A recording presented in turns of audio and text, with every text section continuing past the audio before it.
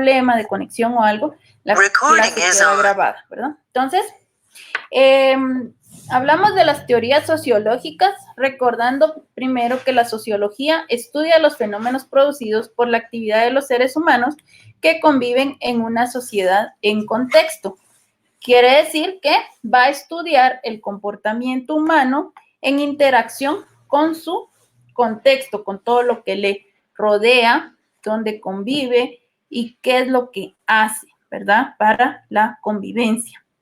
Hablamos también de que en estas teorías sociológicas se basaban tanto en el evolucionismo. ¿Por qué? Porque el ismo dijimos que era una idea o postura. Entonces, evolucionismo es la idea o la postura de que ha habido evolución, que ha habido cambio, que siempre hay cambio, ¿verdad? En todo sentido, hablamos recordando un poco que donde se dio esto fue con Charles Darwin, que puso la teoría de la evolución, ¿verdad? Naturalista, que se da, ¿verdad? Que se deriva o la evolución postula que se dan cambios o formas, cambios o derivación de formas menos desarrolladas a otras mayores o más complejas. Entonces, todo va a cambiar. Algo está simple y cambia a algo más complejo. ¿Sí? Entonces, hablando de esto, ¿verdad? Va a ir cambiando. Y esta teoría del evolucionismo también es parte de la sociología. ¿Por qué?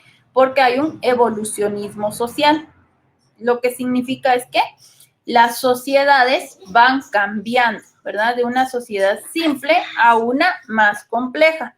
Es importante también recordar que hay que estudiar o al analizar la realidad social, al analizar un fenómeno social, hay que verlo de diferentes formas para que no se dé lo que se había estado dando, que solo se analiza algunas sociedades como un todo y no sus instituciones aisladas, o sea, no sus partes dentro de un contexto social, y entonces se cae en el error, por ejemplo, de que a la hora de la comparación se discrimina, se hace a un lado, ¿verdad? Por ejemplo, se creía antes que era los países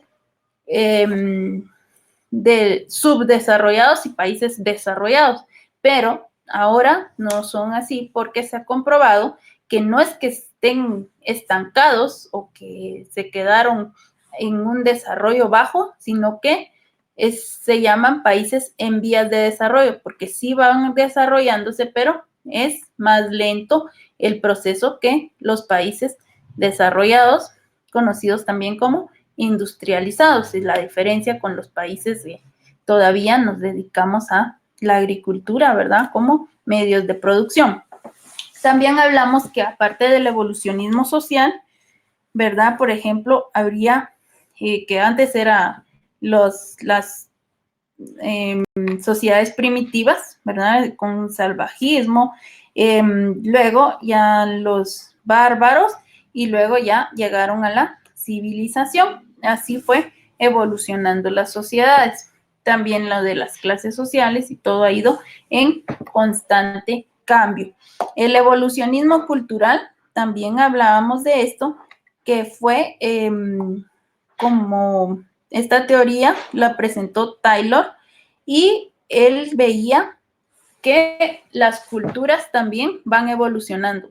Entre las culturas entran tradiciones, ideas, costumbres, ¿verdad? La gastronomía, todo lo del folclore, también la religión, y ha ido también evolucionando. Él tomaba esto como base, la religión, que estuvo en 3 etapas básicas.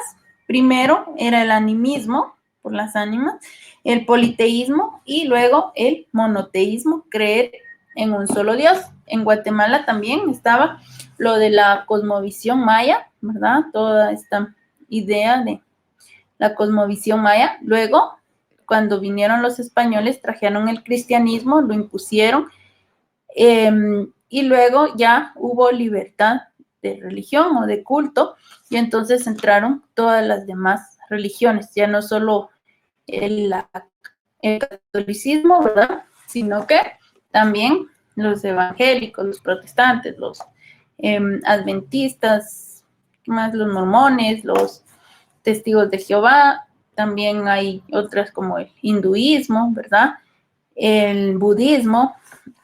También después de esto se daba que un evolucionismo cultural o neoevolucionismo, y donde decían que toda la sociedad evoluciona hacia formas cada vez más complejas y se superaba las ingenuidades y el etnocentrismo que caracterizaron al evolucionismo cultural, porque antes solo se creía que la cultura era por las etnias, pero ahora se da cuenta que puede ser también por todas las personas, y también hay difusionismo que explica las diferencias y semejanzas de las culturas que existen en el mundo, que tenemos cosas en común por el hecho de ser humanos y cosas diferentes, ¿verdad?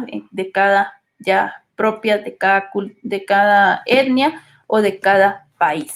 Y Guatemala es un país pluricultural porque tiene varias culturas, gracias a estas 4 etnias que tienen cosas en común como guatemaltecos, pero a la vez cada etnia también tiene estas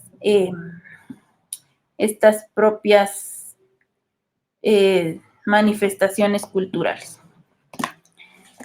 Esto es, entonces, y esto va a dar paso al materialismo cultural, que lo vamos a ver más adelante. Entonces, chicos,